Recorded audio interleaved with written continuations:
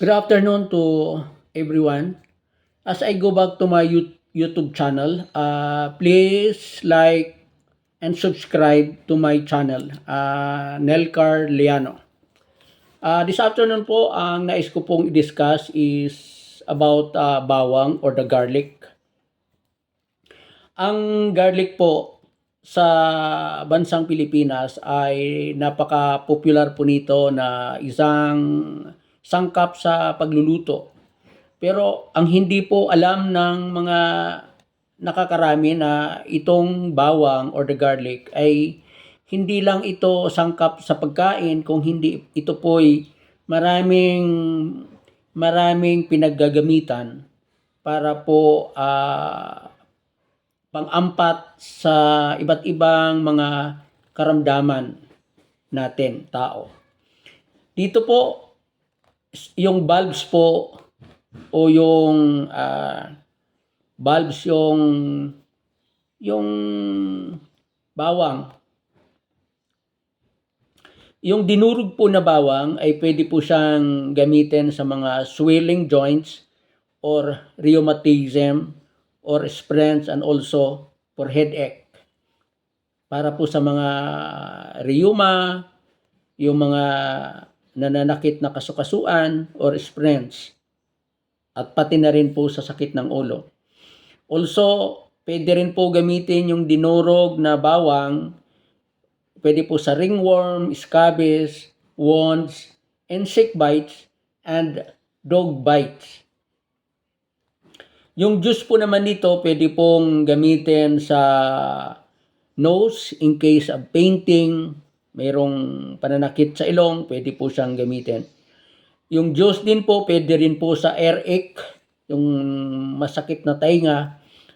Pero ako po ang advice ko personally, huwag po masyadong matapang. Huwag masyadong madami. Yung dinurog din po, pwede pong insert, pwede rin po itong gamitin sa toothache o yung sakit ng ngipin. Ipapasak po sa butas ng ipin yung dinurog na bawang. Yun pong mild decoction, pwede rin po siyang gamitin for was disease, for disease of the vagina characterized for heavy discharge. Ayan. Alam po ninyo, alam po ng mga babae yan. Ako po, personally, hindi ko po masyadong ma-explain yung sinasabing heavy discharge. Pero alam po ng mga babae ito. Pwede po siyang pakuluan at gagamitin po as vaginal wash. Eaten to expel gas and worms from the intestine.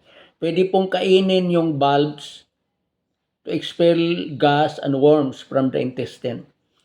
Pwede din po kainin yung fresh or burn for cough.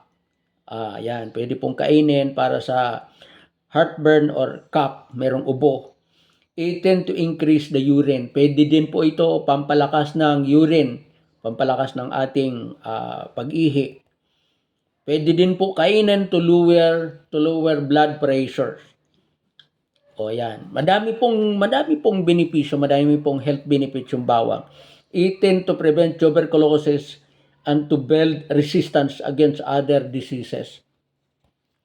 Pwede pong kainin yung ano bang tawag sa Tagalog, yung butil ng bawang. Pwede pong kainin to build resistance against other disease. At pwede din po itong aphrodisiac. Ayan.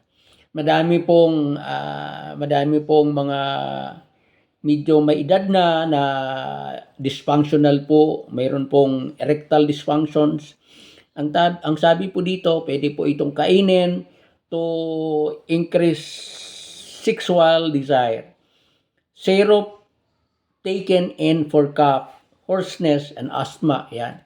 Yung syrup po, yung pinakuluan po na bawang, yung bulbs, pwede po siyang gawing syrup para sa hoarseness, coughs, and asthma.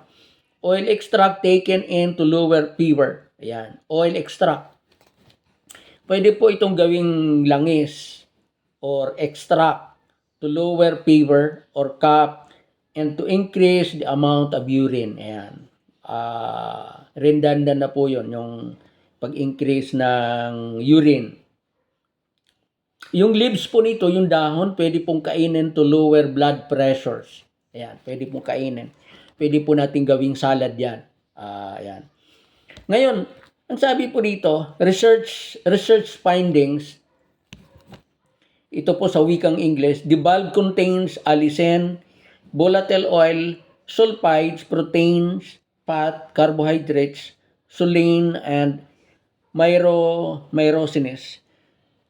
The leaves contain protein, fat, and sulfides. Allicin has been found to inhibit a broad variety of bacteria, fungi, and protozoa.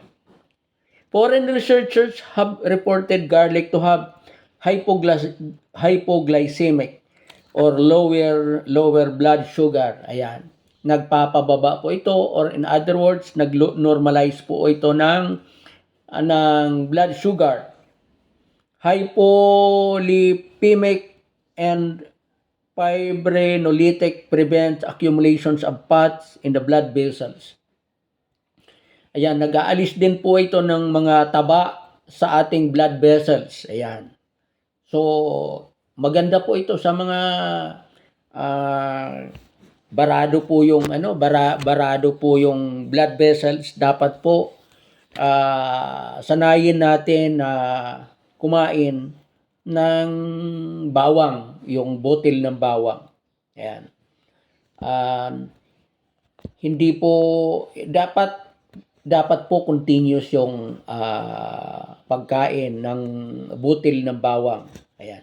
Ako po personally, ang ginagawa ko po sa ngayon, as I understand na napakahalaga po ng benefits ng bawang sa ating katawan. Ang ginagawa ko po, pag gumagawa po ako ng sausawan, dinudurog ko po or hinihiwa ako ng maliliit yung butil ng bawang, and then kinakain ko po. Kasi pagka direkta mo po na kakainin, mataas po yung nito eh. Mayroon po siyang sulfuric na mahirap po siyang lunukin kasi parang nagiinit yung lalamunan. So yun po, pagka nababad po siya sa suka, naaalis po yung